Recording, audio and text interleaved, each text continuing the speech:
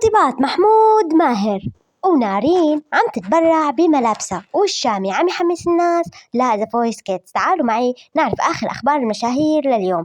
طبعا بنبلش من الشامي يلي حكى إنه لما كان صغير كان يتمنى يروح لذا فويس كيدز ويختاروا كاظم الساهر، وهو هلا حاليا مدرب وهو بيحقق أحلام الأطفال. بيسان اسماعيل حكت إنه عم تجهز لعملين فنيين وراح تنزلهم وراح يكسروا الدنيا. نيجي لعند محمود ماهر يلي صدمنا ونشر صورته مع بنت حلوة وحكى إنه تعرفنا صدفة وكملت القصة، والتعليقات كانت إنه محمود عن جد عم تحكي. فطلع محمود وحكى إنه هي كذبت 1 نيسان، وإنه يلي حكاله يحكي هيك هو نورة صديقه المقرب كتير كتير. طبعا تعليقات عالم باركته وعالم انصدمت. برأيك حنشوف محمود ماهر مرتبط بالفترة القريبة أم لا؟ نيجي لعند نارين بيوتي. نارين عملت لفتة حلوة كتير كتير اليوم، وهي إنها تبرعت بالثياب يلي مو لازمتها ويلي ممكن ما تكون لابستها أبدا ويلي ملبوسة مرة للناس المحتاجين والفقراء. وطلعت نارين وحكت إنه هي عم تتبرع بهدول الثياب لأنه أولا ما بيناسبوها وما بيناسبوا ستايلها مثلا، أو إنه ضيقين أو هيك. المهم حكت إنه كل فترة الإنسان لازم يعمل جرد للثياب يلي ما بعازتها ويلي ممكن حدا يستفاد منها تاني ويتبرع فيها للمحتاجين. وطلبت من المتابعين إنه كل فترة يعملوا هيك لأنه رح يحسوا براحة نفسية كتير كبيرة.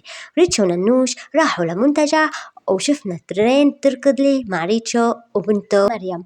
نروح لعند عيلة سارة يلي احتفلوا بعيد ميلاد أمهم. طبعا جنى الحفار وسارة وأهلهم كلهم احتفلوا بعيد ميلاد ستهم يلي هي أم سارة. بنتمنى لها طولة العمر وكل عام وهي بألف خير. مس دعاء كانت عم تورجي رشاقتها للناس وحكت لهم كيف إذا في حركات بيقدروا يعملوها فهنن قادرين يعملوا بيلاتس.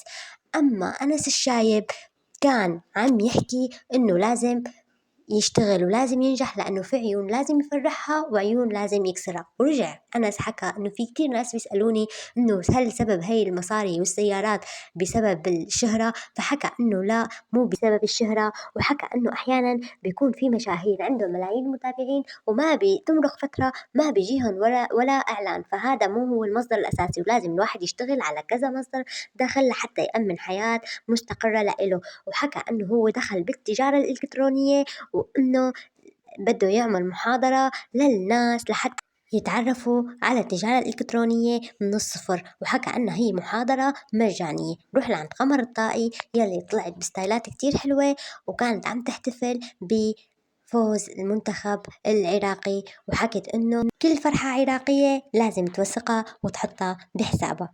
شو رأيكم بأخبار المشاهير لليوم؟ اكتبوا لي بالتعليقات وتابعوني. باي.